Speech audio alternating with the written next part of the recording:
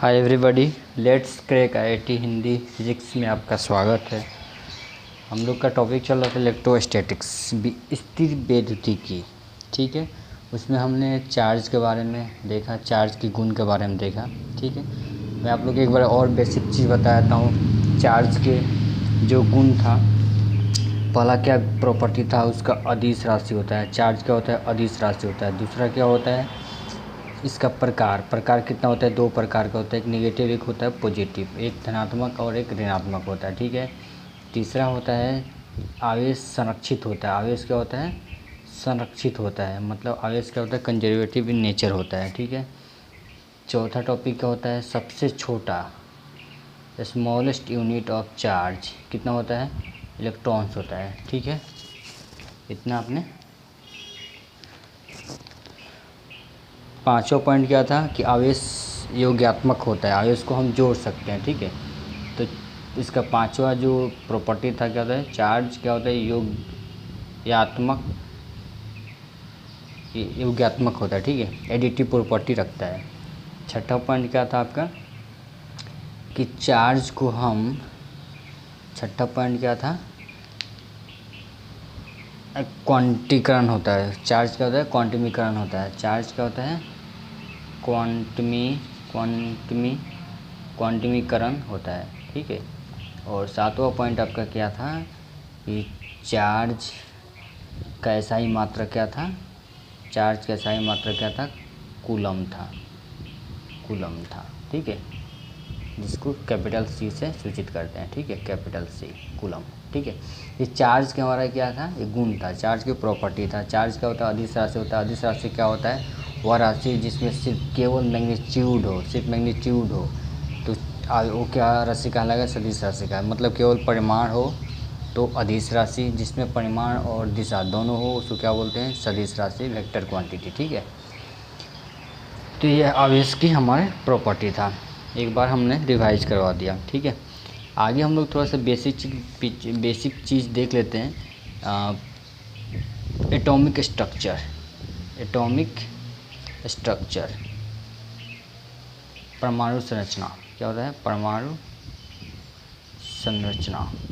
ठीक है, किसी भी एटम क्या होता है कि किसी पदार्थ का वह सबसे छोटा भाग जो हम आगे उसको ब्रेक नहीं कर सके, तोड़ नहीं सकते हैं, तो उस छोटे पार्ट को, उस छोटे भाग को क्या बोलते हैं? परमाणु बोलते हैं। ठीक है, परमाणु का जो एक केंद्रक होता है उसको हम क्या बोलते हैं? नाभिक बोलते हैं, नाभिक, न्यूक्लियस। ठीक है, इसके चारों तरफ क्या होता है? स्टेबल ऑर्बिट्स होते हैं, अस्थायी कक्ष होते हैं। ठीक है, इस नाभिक के अंदर प्रोटॉन और न्यूट्रॉन अंदर होते हैं। ठीक है, नाभिक के अंदर प्रोटॉन और न्यूट्रॉन होते हैं, और जो अस्थायी कक्ष होते हैं इसके चारों तरफ क्या होता है? इलेक्ट्रॉन्स मूव करते हैं। ठीक है, इसके चारों तरफ क्या होता है? इलेक्ट्रॉन्स मूव करते हैं।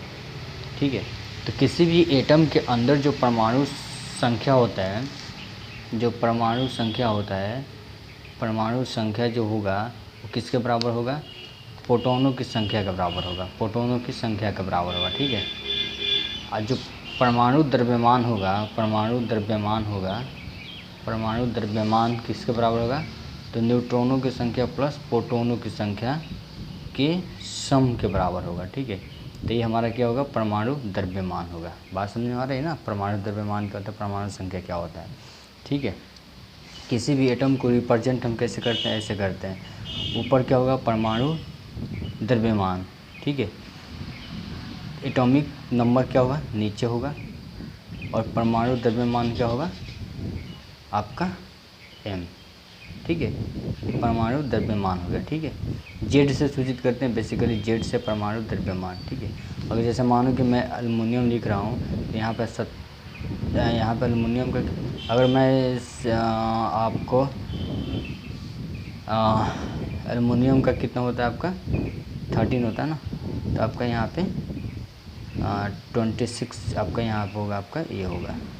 ठीक है, आपका परमाणु द्रव्यमान 26.5 होता है, यहाँ पे 13 होगा आपका एल्युमिनियम का। जैसे मानो क्लोरीन का कितना होता है? तो 17 होता है परमाणु द्रव्यमान, इसका परमाणु संख्या 35.5 होता है लगभग। ठीक है, ये हमारा क्या होगा? परमाणु द्रव्यमान होगा, क्या होगा? परमाणु संख्या होगा।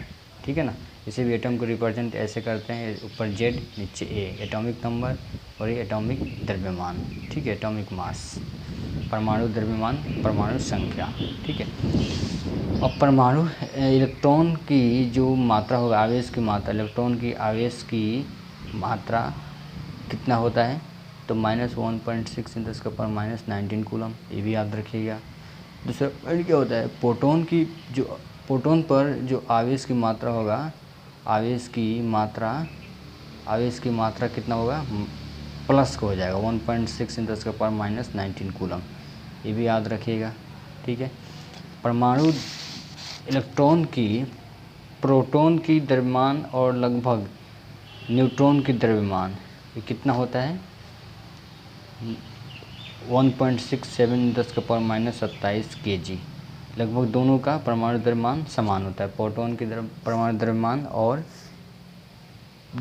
और आपका न्यूट्रॉन की द्रव्यमान दोनों का लगभग बराबर होता है, 1.6.7 × 10⁻⁻27 kg। इलेक्ट्रॉन की द्रव्यमान कितना होता है आपका, 9.1 × 10⁻31 kg होता है, ठीक है। तो ये भी डाटा याद रखिएगा, ऑब्जेक्टिव टाइप क्वेश्चन पूछ देता है, ठीक है। और न्यूट्रॉन के ऊपर जो आवेश की मात्रा होगा, न्यूट्रॉन के ऊपर आवेश की मात्रा वो कितना होता है, 0 होता है, ये भी याद रखिएगा, ठीक है। ये सब बेसिक चीज़ मैं कुछ बता दिया कि आप लोग का न्यूमेरिकल में दिक्कत नहीं होगा, ठीक है। अब हम आगे टॉपिक स्टार्ट करते हैं, कूलम्ब्स लॉ। इलेक्ट्रोस्टैटिक का सबसे इम्पोर्टेंट पॉइंट है, टॉपिक है ये कूलम्ब्स लॉ, ठीक है। कूलम्ब्स लॉ, कूलाम का नियम, कूलाम का नियम क्या बोलता है कि किसी दो पॉइंट चार्ज के बीच जो आकर्षण या प्रतिकर्षण बल होगा वो उनके चार्ज के गुणनफल के समानुपाती तथा उनके बीच के दूरी के वर्ग के व्युत्क्रमानुपाती होता है। आकर्षण बल, चार्ज अगर प्लस है तो आकर्षण बल रहेगा, दो अगर डिफरेंट होगा तो प्रतिकर्षण बल रहेगा, ठीक है। इतना आपको पता है।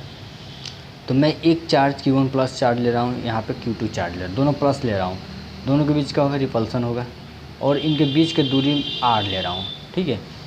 तो कूलम्ब के नियम, अगर इस पे जो फोर्स लगेगा, इस Q1 पे जो फोर्स लगेगा कितना लगेगा, F1 Q1 पे 2 के द्वारा F12 होगा, और Q2 पे जो बल लगेगा वो कितना होगा, F2 पे, Q2 चार्ज पे जो बल लग रहा है F2 किसके द्वारा, 1 के द्वारा, वेक्टर लगा दिया क्योंकि बल क्या होता है, वेक्टर क्वांटिटी होता है।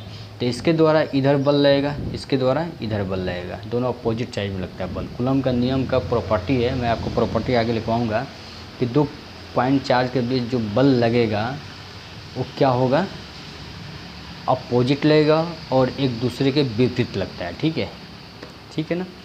मैं आपके प्रॉपर्टी आगे लिखवाऊंगा, लेकिन आप इतना समझिए कि इस पे जो फोर्स Q1 पे फोर्स लग रहा है F1 किसके द्वारा, 2 के द्वारा, 2 लिख दिया हूँ। F2 पे जो Q2 पे जो बल लग रहा है F2 किसके द्वारा, 1 के द्वारा, ये। तो दोनों क्या होगा, कूलम्ब के नियम के अनुसार दोनों बल जो लगेगा क्या होगा, बराबर होगा। मैग्नीट्यूड वाइज मैं ले रहा हूँ, मोड लगा दिया हूँ, मैग्नीट्यूड वाइज ले रहा हूँ मैं 2 1, ठीक है। ये किसके समानुपाती होगा, तो इनके चार्ज के प्रोडक्ट के समानुपाती होगा, और इनके बीच के दूरी के स्क्वायर के व्युत्क्रमानुपाती होता है, ठीक है। दोनों को कंबाइंड करेंगे तो हमारा जो फोर्स आएगा Q1 Q2/r², ठीक है। अब इसको प्रोपोर्शनलिटी को हम क्या करेंगे, इसको हटाएंगे, मतलब समानुपाती को हटा के मैं एक कांस्टेंट लगा दिया हूँ K, तो K Q1 Q2/r², ठीक है। तो हमारा बल F12 कोई एक ले लिया मैं, ठीक है, दोनों इक्वल तो हो गए ही, मैं एक ले रहा हूँ F12, ठीक है। तो ये हमारा, और K का जहाँ का वैल्यू हुआ K बराबर क्या होगा, 1/4 पाई एप्सिलॉन नॉट, ऐसे होगा एप्सिलॉन नॉट। इसका वैल्यू कितना होता है, 9 क्या होगा, न्यूटन मीटर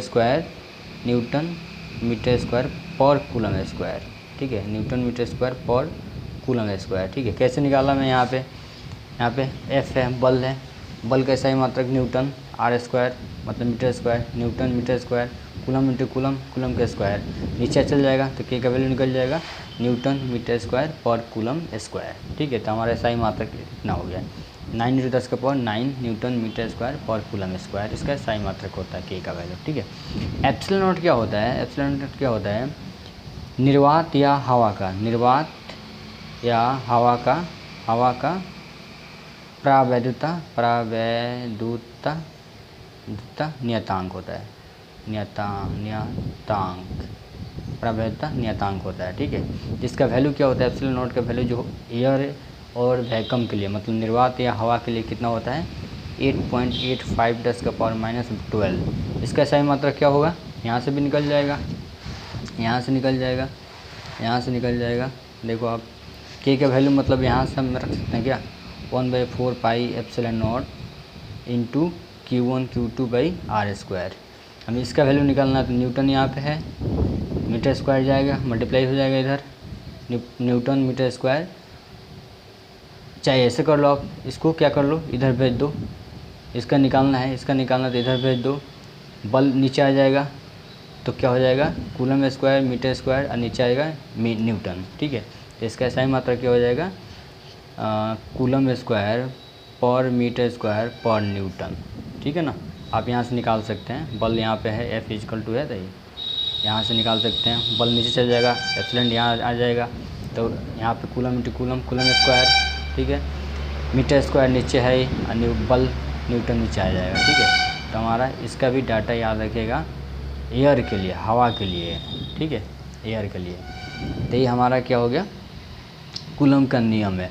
तो इसका स्टेटमेंट हम लिख लेते हैं, उसके बाद हम एक डिराइव करेंगे। ठीक है, हमारा मेन फार्मूला ए आ जाएगा। ठीक है, ए आ जाएगा, मेन फार्मूला हमारा कौन सा आ जाएगा? ए आ जाएगा, ध्यान रखिएगा ए आ जाएगा। F = 1/4 pi epsilon not Q1 × Q2/r²। ठीक है, कूलम के नियम के अनुसार। तो इसका स्टेटमेंट हम कैसे लिखेंगे? कूलम का नियम का स्टेटमेंट मैं लिख रहा हूँ, कूलम का नियम। ठीक है, क्या बोलता है? किसी दो बिंदु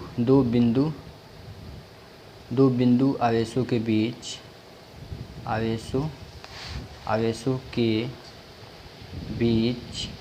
लगने वाला आकर्षण या विकर्षण बल उनके आवेशों के गुणनफल के समानुपाती तथा उनके बीच के दूरी के वर्ग के व्युत्क्रमानुपाती होता है। ठीक है, तो किसी भी दो बिंदु आवेशों के बीच जो आकर्षण या प्रतिकर्षण बल लगेगा तो वो किसके समानुपाती होगा? उनके आवेशों के बीच के गुणनफल के समानुपाती तथा उनके बीच के दूरी के वर्ग के व्युत्क्रमानुपाती होता है। ठीक है, स्टेटमेंट हम लिख लेंगे, उसके बाद हम क्या करेंगे? ये हम उसको यहाँ से फिर हम क्या करेंगे? फॉर्मूला ये क्या करेंगे? फिगर बनाएंगे, उसके बाद ड्राइव करेंगे ऐसे, और लास्ट में हम ऐसे यहाँ तक लिखेंगे। लास्ट में हम कहाँ तक? ए लिखेंगे। ठीक है, यहाँ तक आके फिर यहाँ से ऐसे स्टार्ट करके यहाँ तक लिखेंगे। ठीक है, आप चैनल को सब्सक्राइब कीजिए और लाइक कीजिए और ज़्यादा से ज़्यादा शेयर कीजिए। मैं 100% बता रहा हूँ, आपको फिज़िक्स बिल्कुल समझ में आएगी। ठीक है, अगर किसी को समझ में नहीं आ रही तो हमें कमेंट बॉक्स में आप कमेंट कीजिए, मैं उसका सलूशन तुरंत आपको भेजूँगा। ठीक है, और मेरा व्हाट्सअप नंबर है 7550603419 है। ठीक है, 75 50 60 34 19 हमारा व्हाट्सअप नंबर है। इस पर आप व्हाट्सअप कर सकते हैं, कॉल कर सकते हैं। मैं गोपालगंज में क्लास लेता हूँ, ऑफलाइन क्लास लेता हूँ। ठीक है, वहाँ भी आप क्लास ले सकते हैं, जंगलिया मोड़ पे बैंक ऑफ इंडिया के ऊपर। ठीक है, ओके, थैंक यू।